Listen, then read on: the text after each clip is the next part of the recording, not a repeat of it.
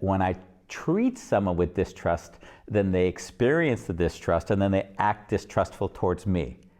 And this loop is sort of a funny thing, because once you're in it, you can always look at the behavior of another person and say that's behavior not to be trusted.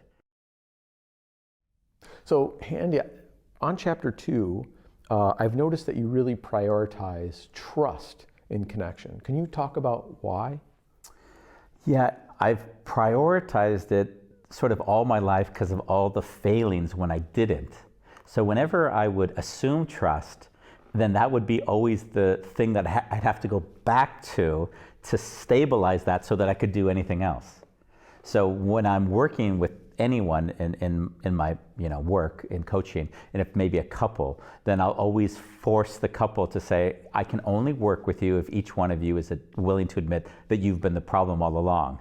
And you can see immediately the reaction will give you an indication very quickly of like, can I really help here? Because a lot of times when people go to someone outside, they're kind of looking for the third party to validate what they really want to say to the partner, but they won't hear you. So what I've done in my own life is I've said, listen, unless I feel that with anyone in my life, quite frankly, then I always start there. Yeah, so that's it. So one of the things I noticed from this chapter in trust is how there's this kind of it keeps the cycle going. So when you start with distrust and you go forward, you get a mirroring, and the distrust kind of builds on itself, one person reacting to the other and so on. Can you talk a little bit about that cycle and why it's important to consider, and maybe how to get through it? Yeah, so when I was in college, I'd studied something called social ecology, which is basically looking at systems. And anyone who understands or seen systems theory, it's basically one action leads to a following action and the reaction and so on. So they're loops. And the loop that I have often seen is that when I treat someone with distrust, then they experience the distrust and then they act distrustful towards me. And this loop is sort of a funny thing, because once you're in it, you can always look at the behavior of another person and say that's behavior not to be trusted. But the weird thing is that at some point you can't tell whether it's not to be trusted because they're reacting to your behavior.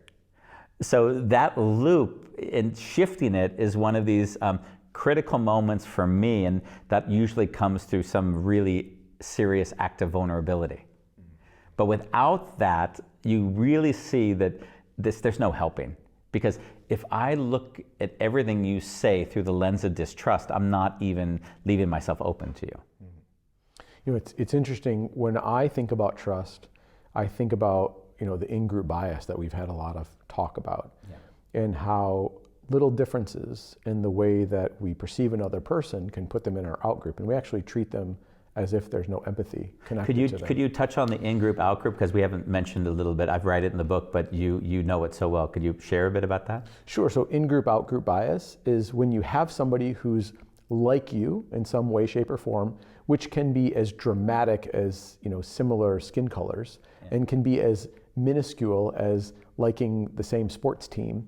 You assume connection and you bring them into a place where your brain actually treats them with empathy naturally. The counterpart of that is with those things down to the minuscule of like, we like the same hamburger joint. When somebody's not part of that group, you automatically can create a tendency to distrust them. And that's where you can start that cycle without even being aware that that's what you're doing. And again, when you talk about your feedback loops, if just because you're not part of my in-group, I start with an automatic distrust and vice versa, you start this bad cycle. Yeah. Now, the counterpart to that is that you assume somebody is in your in-group and then they can take advantage of you. And I know with my mother, because my mother's obviously part of my in-group, I had a crazy experience, and so my mother's a nurse, and she's called a licensed practitioner nurse. And as a licensed practitioner nurse, you make significantly less money than you do if you're a registered nurse. But there's more schooling in between those two things. And I knew my mother was always struggling with money. And she said, man, I'd really like to get my RN, and then I can earn more money and it would be better. blah, blah, blah. And so she asked me if I'd lend her some money to go to school. And of course, she's my mother, and she said, look, I'll pay you back. I'll give you this much per month. And so I'm like, of course, there's an automatic trust. And so I gave her that money. And my mother did start keeping her word of what she would pay me back for a while, and then she stopped. And I was like, what? And like, maybe she's having a hard time or whatever. And I asked her how it was going, and she said, yeah, she's struggling a little bit to keep her bills. And I'm like, okay, no problem. And a little bit after that, I discovered that she hadn't gone to school at all, but instead she'd used the money to buy a timeshare in Las Vegas. Yeah. And as you can imagine, I was totally disappointed, and I felt totally betrayed. And then she came to me and she said, well, look, how about this? Because she didn't pay me for a long time. And I kept pushing her. And she came back and she said, look, I'll give you this much, which was significantly less than she'd owed me. And we just forget about it. I'm like, fine. Like, that's just what we did. Yeah. But that automatic bias played in, and also maybe the desire to help, it automatically played into the trust when I knew she was never good with money. Yeah. And the automatic bias of trust made me make an assumption that was out of connection to what anybody else who would have told me about how my mother deals with money would be. But I had included her in that in-group, I'd included her in that trusting partnership without really evaluating it honestly and with open eyes. Yeah. Right. So I guess that's... So you're getting to a bigger point, which we'll also hit later in the book. And it's probably important is that when we look at trust, we also have to assess people on their behavior. So to say, for instance, you should trust would be totally opposite of what I would suggest. I would say, if you would like to create a relation based on connection and there is no trust, that's where to start. But it doesn't presume that you should or shouldn't have that relationship to begin with. And we'll get to that throughout the book. So with your case, it would be like if your mom would come back to you again and ask you for money, and then you were to read the book and think, well, maybe she stole that money because I didn't trust her, then in some ways that would be a little bit naive in that she's already proven through her behavior. So it's important, again, to just to reiterate that when we're looking at trust, we're really saying, based on the behavior that I'm witnessing and what can be expected, how do I navigate with them being more trusting, right? Right. And I guess knowing that there's these automatic biases we have of this in-group, out-group, to be able to catch yourself and how you're contributing to a cycle that may not be working. Exactly. And that would be where it gets, again, to that quote I love so much by Carl Jung, until you make the unconscious conscious, it'll define your life and you'll call it fate. And so the unconscious biases that one might have, if you're not aware of those, then they'll play into your interactions. And I always laugh at this as a coach, is that then you create the drama that you blame the other person for. And that's sort of the chuckle you get, like, oh, how do I help this person see? They're creating the reaction on the other, and they don't see that. And that's just one of those things you have to help and support people work through. So that's why trust is really the basis for every relationship when I'm working with someone.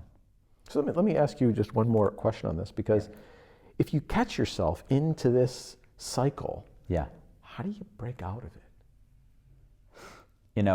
When I catch myself in the cycle, there's a thing that I would almost call the leap of faith. And the leap of faith is the moment when I say, although I can't rely on a person to show me the same, I'm going to exhibit it anyways. And a lot of times it's not comfortable because we've been so accustomed to certain reactions that we actually behave in the untrusting form.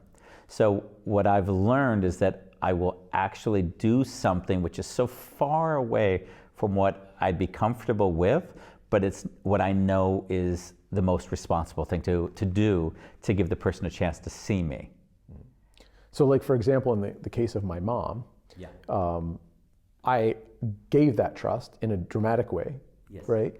And then because of her reaction, now I understand where that relationship is, and then I can just go forward in a different way next time. Well, I would say that you cannot trust her in that regard.